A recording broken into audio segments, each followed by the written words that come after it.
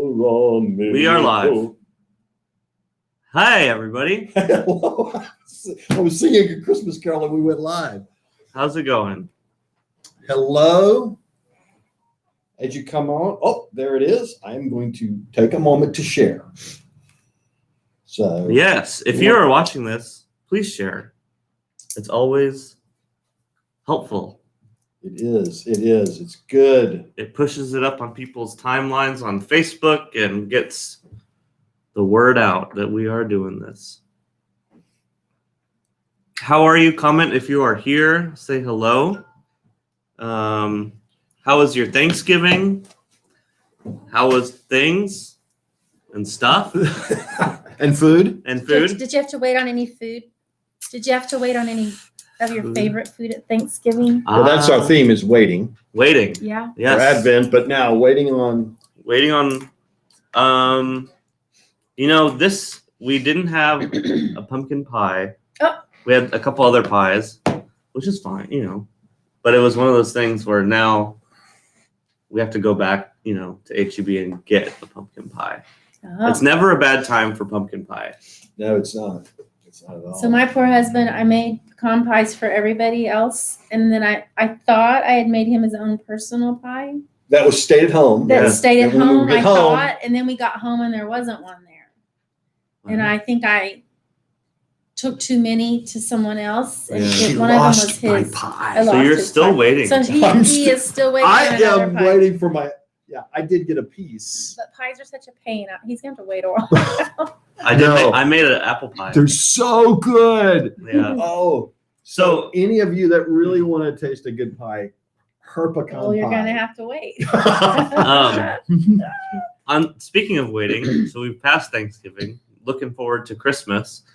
And Christmas is always, as a child, is the big holiday that you wait for. At least it was for me. Yeah. So it'd be fun to see what you guys, any Waiting stories. waiting stories from Christmas. It'd be awesome. Isn't that funny how you grow up waiting, but as an adult, you're like, I need 4 more days. I remember Give me more I need days. more time. I'm not ready. I remember before the internet. Well, I mean, it wasn't before the internet, but Days long ago. Days long ago, ye olden times. I remember getting all the magazines for KB Toys and Toys R Us and for Target, and they'd give Yes. the big Christmas and then The circling Toys R Us everything wish that I book. want, What was that called? Yes. The Toys R Us book. and just circling everything. And then Yeah. for the 24 days, I had it just like every morning, just staring at the little 24 picture. days.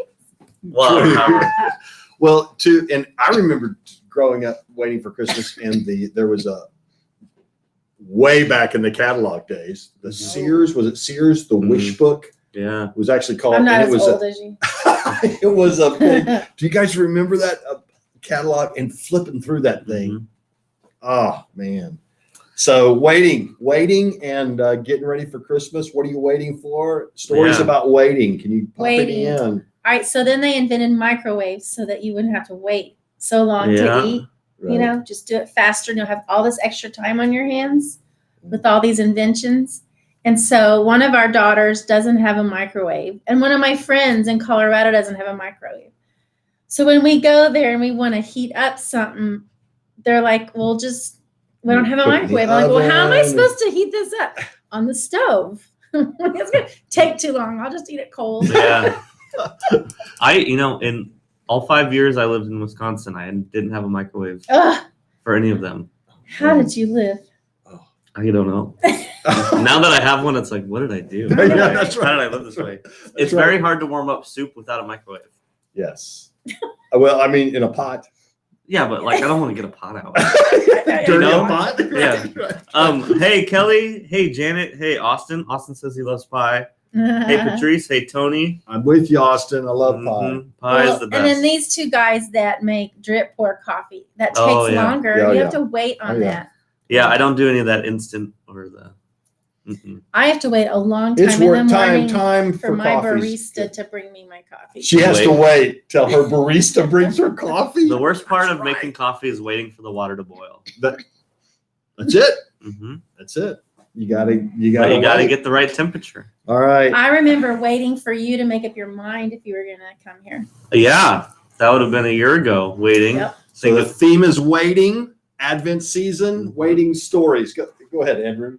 Yeah, well, Waiting. it was just over a year ago now that I had accepted the call, but then October, I guess, of last year, you guys offered the call, and then I think it was like 4 weeks. Long. Three and a half. Wait, is he going to come? Is he going to say yes? Yeah. No, right? And I remember, Waiting. is he going to say yes? Yeah, lots of people asking. And So with Well, COVID, we had to wait for toilet paper and stuff. And then I think Amazon Prime has really ruined us because now if you have to get something and it takes longer than a day, we're like, oh. Yeah, that was the biggest part. Not the biggest We're part so of the impatient. pandemic, but that was like, I remember ordering something on Amazon Prime and it taking a whole week Yeah. instead of the 2 days. Yeah. Or now they have 1 hour delivery, which Yeah. is insane. I mean, with this warehouse going in, Uh-huh. we expect it. Yeah. We're right down the street. Can't you just get a 15 drone? minutes. Can't you just drop it off at my house right now? Right. So I have one y'all don't know. Waiting on a baby to be born in your stomach. I don't have that. So, I know. have you ever It's like- had a baby or been married to somebody Yeah. having a baby? You can't rush it, 'Cause- and you just don't know those last. And you're, First year, it's all sweet and cute, and you're like, oh, and then you're like, about month 8, how's this going to come out of me? And then you're like, hurry up, and get this thing out. And then only God knows when it actually starts. So that's a lot of waiting.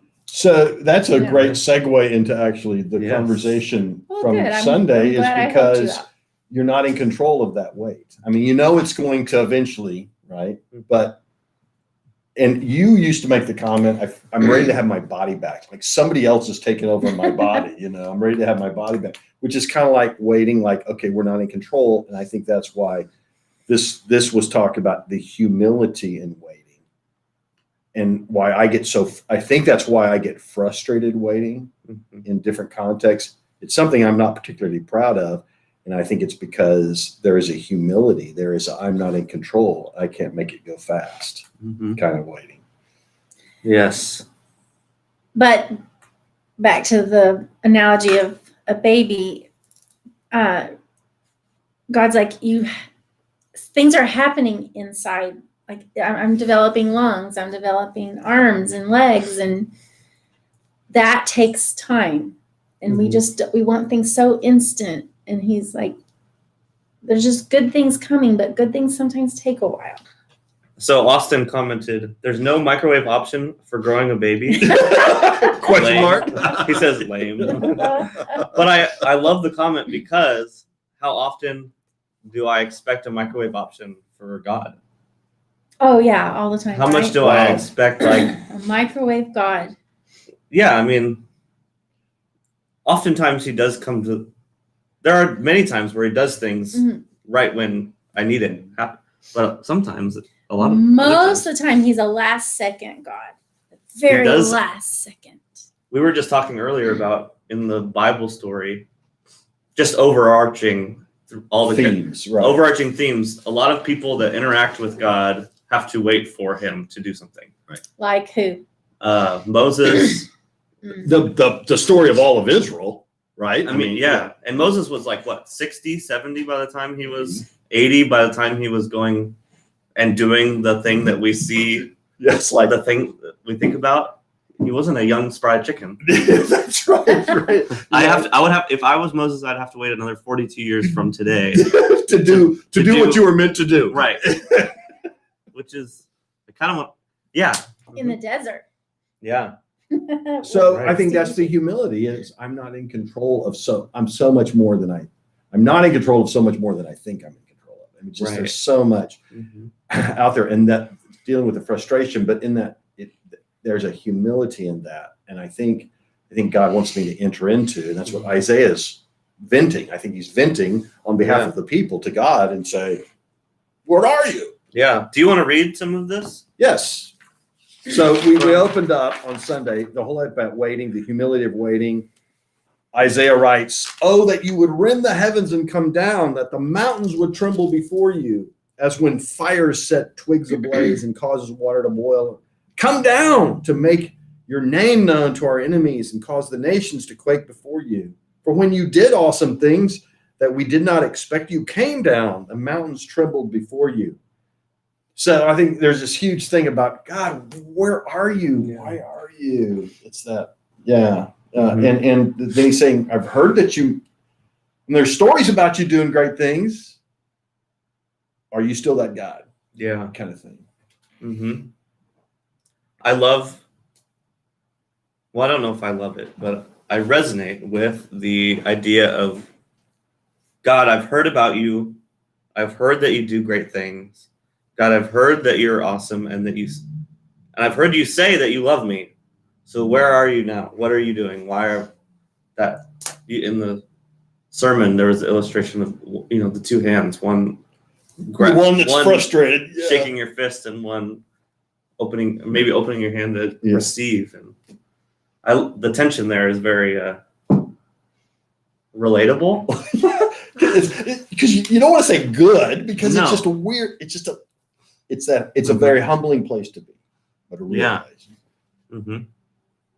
You had another Well, reading. I quoted some stuff about the lament, the Yeah, idea yeah. of lament, Mm-hmm. that one of my favorite authors. So let me read this and see how it resonates with you. It's a little bit what I read on Sunday. Laments express people's fury over the deep fissures of life. Mm-hmm. They may seem to assign to God the blame for everything that is wrong. The principal complaint, though, is divine absence. Yahweh, the name for God, the Old Testament, claims to have ultimate power over injustice, no matter how massive, but the converse appears to be true. He seems so far away. Present realities appear to negate his promises unless he immediately springs into actions. Such prayers exhibit a thoroughgoing candor about life's desperate moments and a profound honesty regarding deep pain. Heart-wrenching questions permeate Israel's, which is what Isaiah is referring to, talking about here, Israel's laments. Why did this happen? Why did God allow it? Isn't he responsible? Is there any hope for people caught in the world's web of treachery? When will he ever make good on what he has said? How are we supposed to live now? I love this line. When the immediate future has been foreclosed on us. Can't go into it. Such questions regard the corrupt state of the world to be without end, the present abyss to be a bottomless and perpetual. Hopelessness defines everything. But Israel's laments at the same time tenaciously, it's that two hands, tenaciously refuse to let go of God in the middle of all this frustration. I love that. And on Sunday, I remember you reading that, and it just gave it a lot of hope and permission to lament, you said, over deep fissures of life, deep heart-wrenching abyss of something, hopelessness. And yet I refuse to stop trusting in you, God. Like, I don't understand why you're not fixing this or helping me. Like, we know some people suffering from cancer or just some huge things and things in your own life or things in the lives of people you love. Yes, things in other people, and you can't understand it, and it's not, it's an abyss. And yet, but I am still going to trust you, and I refuse tenaciously to say that you've left me and you don't love me anymore. So it's that decision to still do this hand, even though this hand is so abyss of hopelessness. So frustration and faith at the same time. And just really tragic sadness. Not even maybe some frustration, but just deep sorrows. Mm-hmm. Yet I'm still going to cling that you are still God. That was really good for me. When things just don't make sense or there's no answer, I'm not going to forsake you, God. I'm not going to write you off. It was very comforting. Mm-hmm. And sort of like a confident thing. You know what? But I am not giving up on you, God. It's almost two fists. One fist is at God, and one fist is holding on to God. Yeah, that's yeah. I think there's a tension that there was a part of that was just, I know it could be better. I know that what is happening is not what it should be.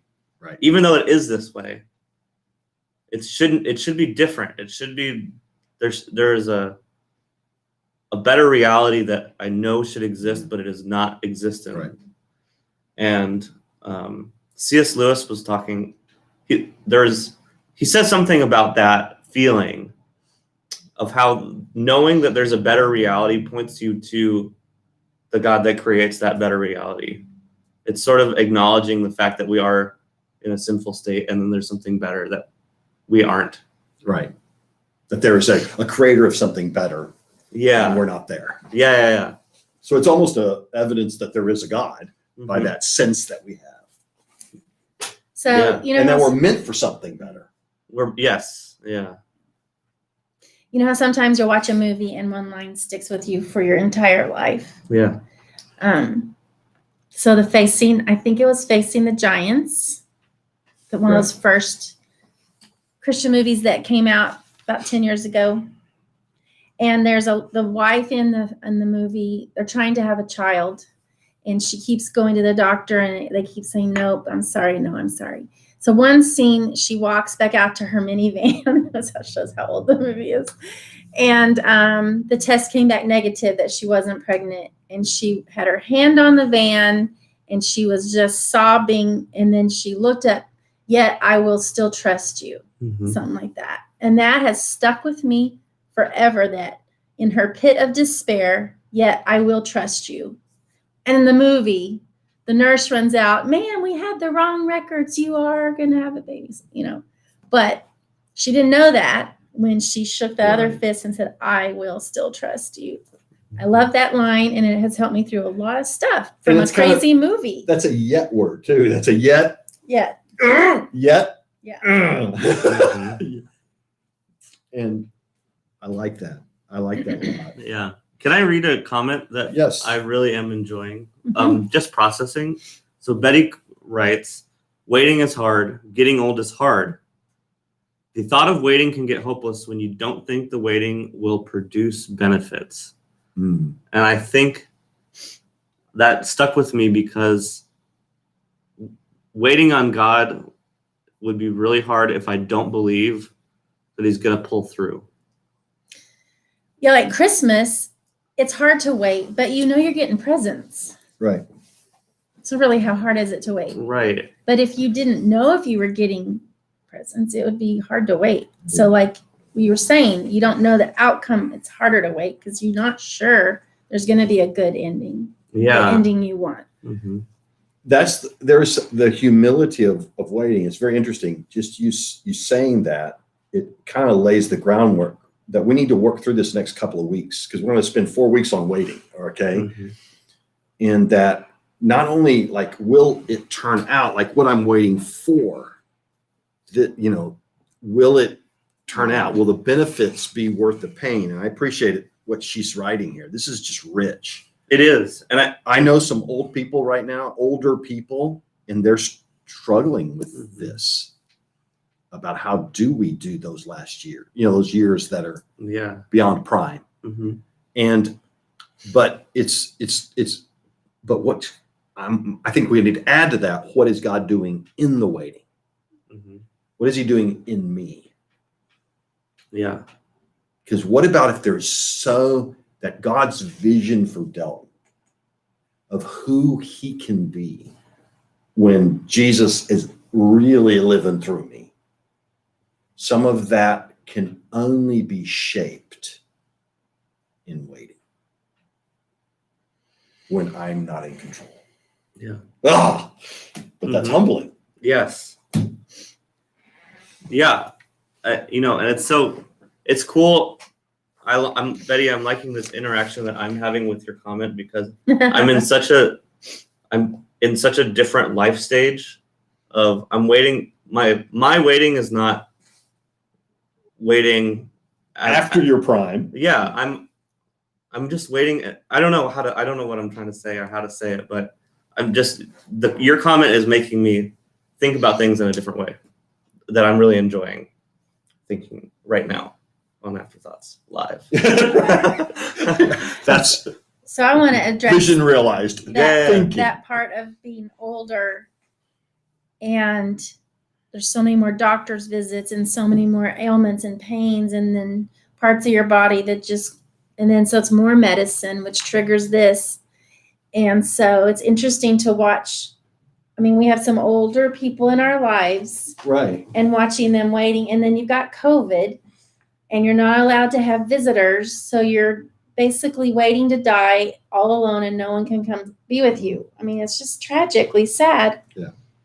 But when you have the assurance of Jesus and hope, you can watch different people wait differently. Mm. You can watch a person who believes in God waiting with hope, and then someone who doesn't have that hope of God, and that waiting is so violent or tumultuous or sad or hopeless. It's hard to watch that.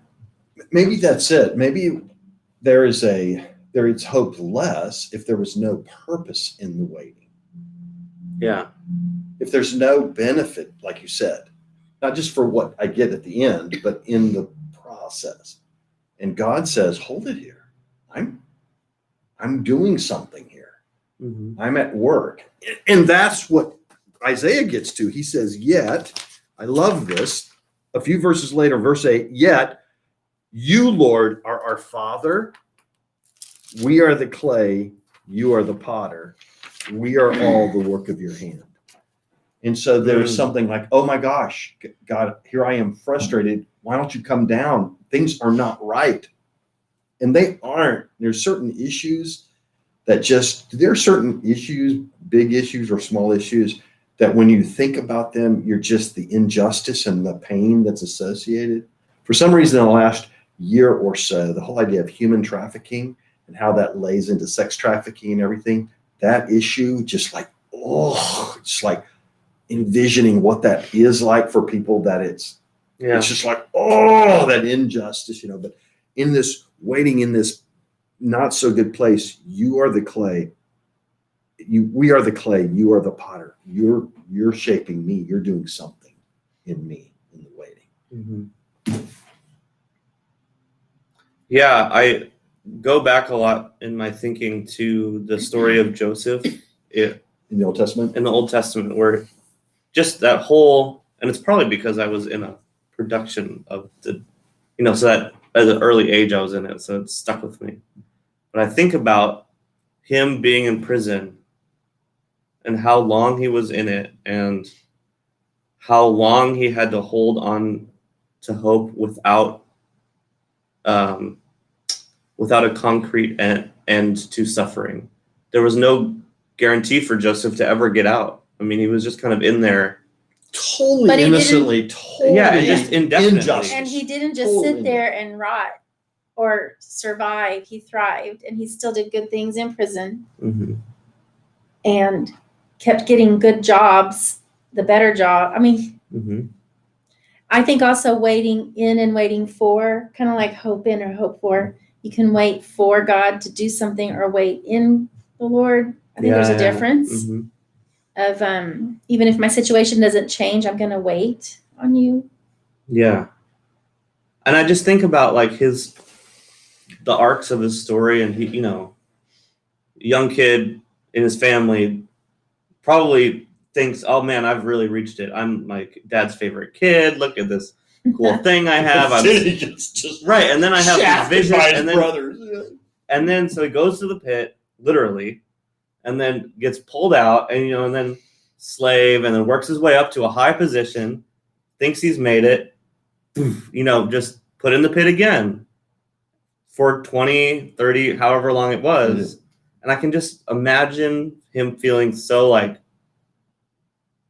I thought I made it twice, and I lost it twice, and then the third time, it's just to hold on to that hope after being pushed off so many times. I bet he had so many frustrating moments. I bet Isaiah's words would have come out of his mouth. Oh God, that you would rend the heavens and come down, right? Yeah. And so in the midst of that, it's not until after, at the end of that story, when he's reconciling with his brothers there, decades later that he Yeah. says, you guys meant this for bad, but God meant it for good. Yeah, ultimately. I like that line. And so I mean, it's a great line. And I wonder, just you talking about that Starks, I don't know, but I wonder if some point in when we connected with God and Jesus in heaven or whatever, and we're able to look back and see, and then we're going to say, oh, I see. Oh my gosh. Oh, wow. Mhm. I saw why I had to wait. What You was were the doing potter this. doing? Yeah. Well, and I wonder. so I did a Bible study on Genesis, like with some high school kids a couple of years ago. And that phrase, I was doing research. I was watching a Bible Project video, and someone else did a lot of research, and I watched it. But he was saying that phrase at the end of, you intend, or human people, you intended this for evil, but God intended it for good, is just Right. this capstone theme for all of Genesis of consistent. Okay, Abraham and Sarah. yeah, You- evil and evil and evil and evil and evil, but God is intending this for good. He's working it. And how that theme carries itself all the way through the whole Bible to today. The death of Jesus. Mm-hmm. Humanity meant that Yeah. is evil. The Romans, the Jewish high priests and everything, but God worked it for And I think that good. that is such a hard part of our, I don't know, I'll probably say this wrong, but maybe it's a hard part of our relationship with God, is that what feels evil, but can God use this for good? And so what I'm feeling right now is terrible and frustrating and not right. God is somehow using it for good later. Yeah. Yeah, it will. Yeah, it doesn't justify. No. And I don't think, I know it does. I mean, that's so important to remember. It doesn't like, oh, that's the reason this happened. No, but God redeems it somehow. Yeah. And I probably didn't say it in the best way. You but did that, great. No, that idea of like, the waiting and the you know what He's I'm saying. doing And he's He's- turning the bad and forming and shaping it into good. Yeah. He's gonna. So I'm seeing this whole potter clay thing, just the way you guys are talking, in a whole new light here. In the middle, when Isaiah says, oh, you're the potter, I'm the clay. Or we are the clay, you are the potter. It's exactly what you're saying. Oh gosh, you might be doing something. You might be taking all the muckety muck that humanity dishes out, me included, to you. And are you actually doing something with this? And I think it's not you might be, he is. Yeah. Right. Yeah. That new mature So that's thought something is, for this to you hold are doing something good with it. It's not you might be. He is. He is. It's a promise from him. I keep thinking about I'm in the middle of this book, and it's not a Christian book, it's just a fantasy whatever, but there's a line in there that says journey before destination. It's part of the, like, one of the big themes in the thing, and that's popped up a couple times as I'm thinking, because our destination is set as Christians. Right. So now all we have, not that all we have, but now our biggest thing is the journey. Right. And so that you say that's weird, because I'm getting better, but when we go to Colorado or vacation, I don't want to do the car ride. I just want to get to Colorado. And then I realized years ago, half the vacation is supposed to be the journey. Yeah. But I did not want, and I found out later our kids would just sleep the whole time in the back and miss the whole ride, Mm-hmm. because they wanted to skip the journey. I'm like, no, that's part of the vacation. I remember, reading Harry Potter, and thinking, okay, so that lasted from my first grade year of elementary school to my senior year of high school. Wow. Is, I think, pretty close to the time span of when the books all came out. And I had to not only am I spending time reading, but then waiting Waiting for the next one. But those all that time waiting, I think, is why it is so magical or whatever for me to remember, because I was sitting with these people, You were these living characters. it I was sitting with same it for time. such a long time. And You're now writing the next book in your head on right. this. Yeah. And if I was a kid, I could read all 7 books Or in watch a all year, the movies. or watch all the movies in a Yeah. month. Yeah. But I don't have the benefit of spending so much time. So anyway, I had 2 thoughts about waiting. If you were Methuselah, think how long you had to wait.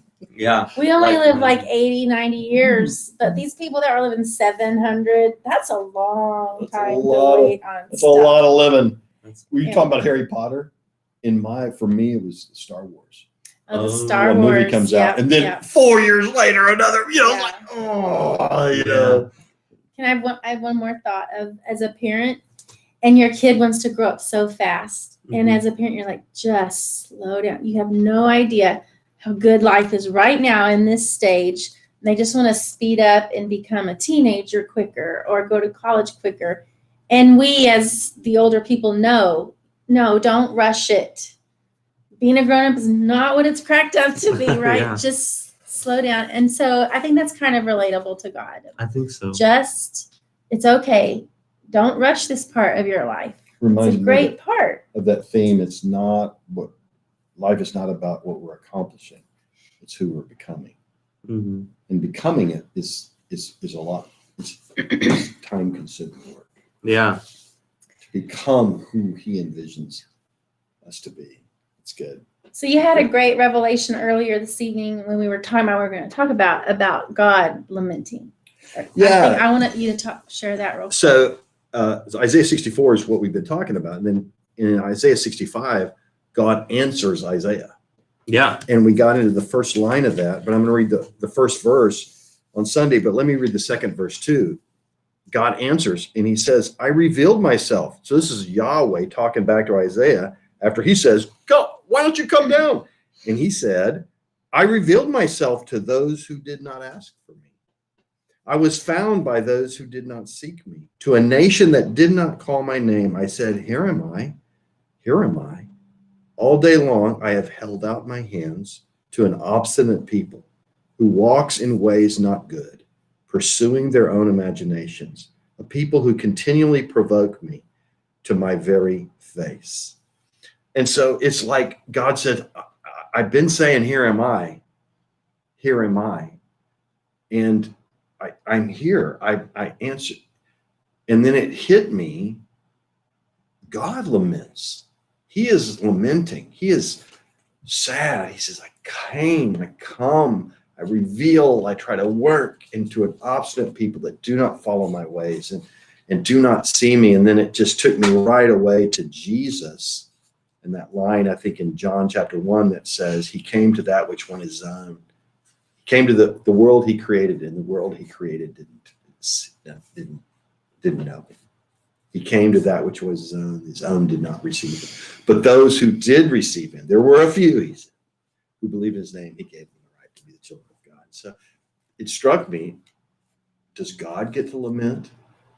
Does he get to be sad? I think he is. Mm-hmm. About any one of his children, all 7.2 billion of us that are distant from him, that are far from him, that are obstinate towards him. And he said, I mean, if we can lament because he won't come down, can he lament and say, why don't you come to me? I don't know. It's just like, Yeah. it's For deeply sure. relational. Mm-hmm. So I was on my porch. I don't know how many years it's been, maybe 15 years. You've heard my story. And I was very sad because it just felt like Delton wasn't calling me or checking on me during the day, or we hadn't been on a date in so long. And I was really having a big pity party, but it was very sad Very sincere. because just, it was just Distance. sad. And I remember sitting on the porch, and I'm going to say it's the Holy Spirit. And I felt like God was saying, I know how you feel because you don't call me very often. This is God talking to me. Mm-hmm. I can't remember the last date we've been on. And you go days and days and ignore me. And I'm waiting every day to see if Dawn's going to call me. God is saying this to me.